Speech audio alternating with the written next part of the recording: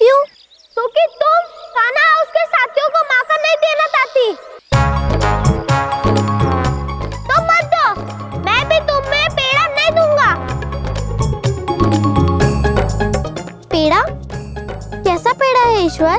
मत्ता कर रही हो हमें? हम मत्ता नहीं, वाले। मेरा अर्थ ईश्वर है, तो हमसे बैर रखो लड़की, अन्यथा। ईश्वर कान्हा का पक्ष लेने यहाँ आए हैं और उस पर भी पता नहीं क्या बोल रहे हैं। संदेह हो रहा है मुझे।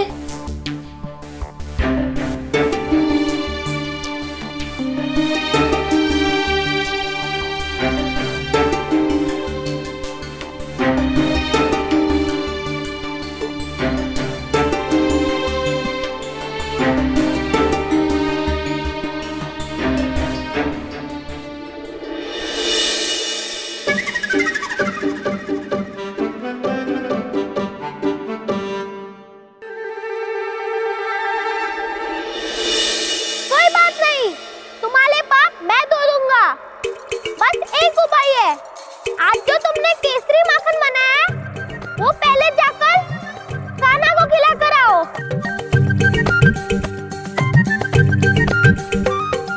कान्हा को ही नहीं, सुदान को भी खिलाना,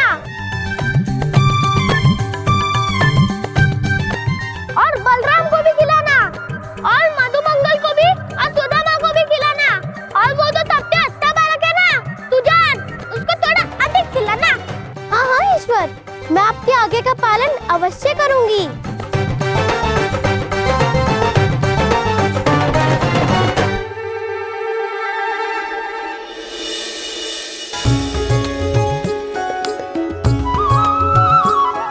लो, ये मैं तुम्हारे लिए लाई हूँ।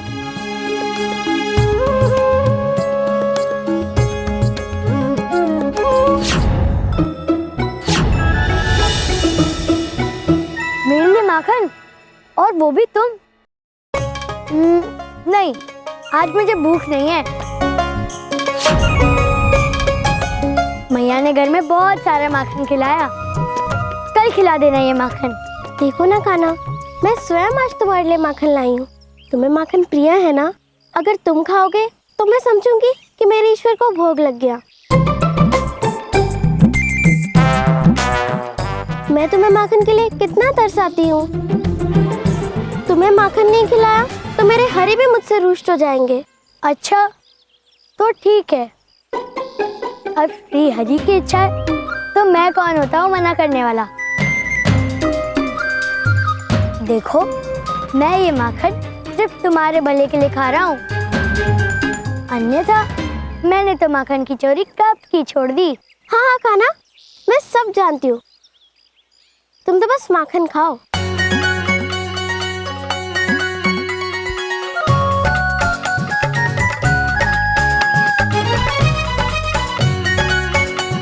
अरे वाह, सुगंध तो बड़ी अच्छी आ रही है, और होगी भी क्यों नहीं, आखिर राधा स्वयं जो लाई है मेरे लिए माखन।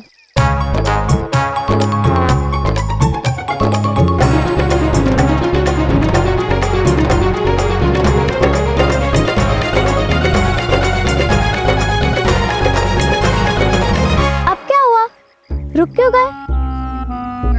खाओ ना माखन। लो, पहले तुम खाओ। मैं कैसे खा सकती हूँ?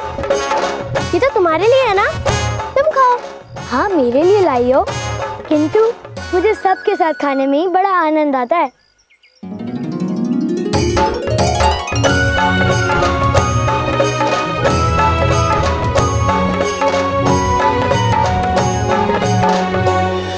मैंने क्या कहा था, राधा स्वयं मुझे माखन देगी।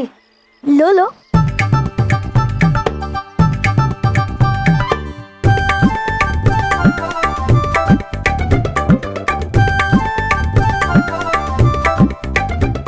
देखना, माखन खाते ये इधर उधर उछलने लगेंगे, क्योंकि इन्हें नहीं पता कि मैंने इस माखन के अंदर मिर्ची डाली है।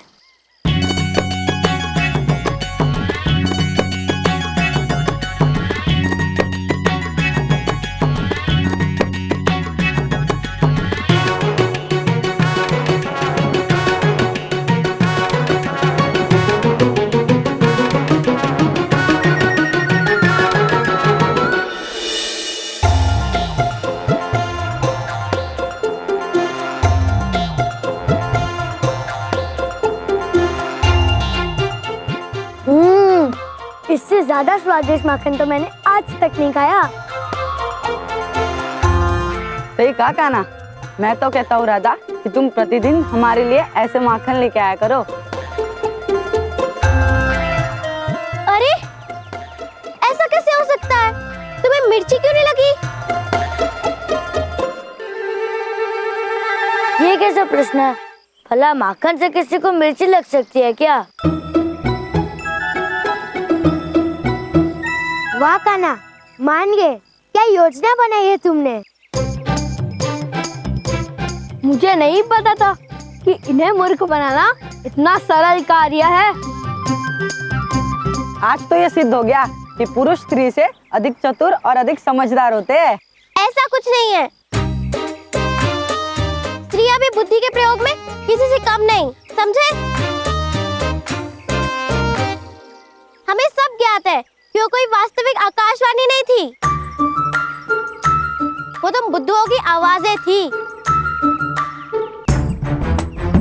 और इस माखन में तो मैंने स्वयं मिर्ची मिलाकर लाई थी ताकि तुम सबको सबक सिखा सकूं। ओ अच्छा। भला ये कौन सी मिर्ची है जिसे खाने से मिर्ची नहीं लगती? हमें तो भी बताओ। देखा, तुम्हें तो ठीक से षड्यंत्र रचना भी नहीं आता और स्वयं को बुद्धिमान कहती हो। रहने दो, आए बड़े बुद्धि का मापतोल करने। यदि तुम बुद्धिमान हो तो हम भी बुद्धिमान हैं। तो फिर अपनी बुद्धिमान्यता दिखाए क्यों नहीं? स्त्रियां सदैव किसी न किसी पे निर्भर रहती है, तो भला तुम स्वयं को पुरुषों से अधिक शक्तिशाली कैसे कह सकती हो? सुदामा, ये उचित नहीं है।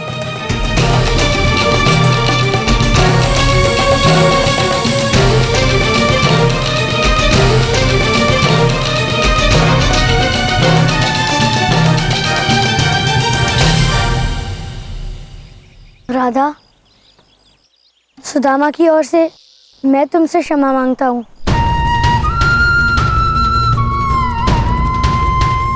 सुदामा, ये मत भूलो, पिता एक पिता तब कहलाता है जब उसकी पत्नी उसकी संतान को जन्म देती है।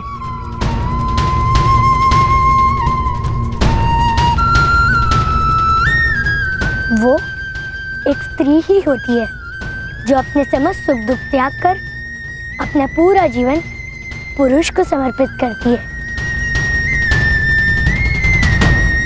अपने सभी सुख त्याग कर पराये घर को अपना मान लेती है और उसे एक खुशहाल परिवार बनाती है। यदि पुरुष धन कमाने को अपनी शक्ति समझता है तो ये अनुचित है, क्योंकि मात्र धन कमाने से परिवार नहीं बनता। एक परिवार को चलाने के लिए बहुत से अन्य कार्य भी होते हैं जो कि स्त्री निभाती है, और वो सभी कार्य धन कमाने से कदापि छोटे नहीं होते। मैं तुम्हारी बात से सहमत हूँ ना, किंतु बात यदि इनकी की जाए तो ये कहाँ से चतुर और हमसे अधिक बुद्धिमान सिद्ध होती है? क्योंकि मूर्ख तो ये लड़कियां बनी है ना, इन्होंने ही झूठी आकाशवाणी को सत्य समझ लिया।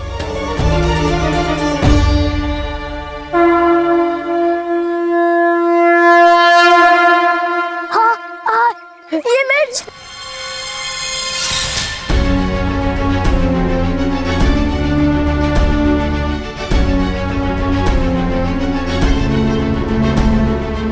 ये अचानक मेरे जीभ पे मिर्ची कैसे लगने लगी? शीघ्र मुझे कोई जल पिलाओ। देर से सही सुदामा, किंतु तुम्हें सत्य का भान हो ही गया। कैसा लगा मिर्च वाला माखन? स्वादिष्ट? कहा था ना बलराम, ये लड़कियां भी हम लड़कों से कम नहीं। वो सब बाद में, पहले शीघ्र मुझे कोई जल पिलाओ।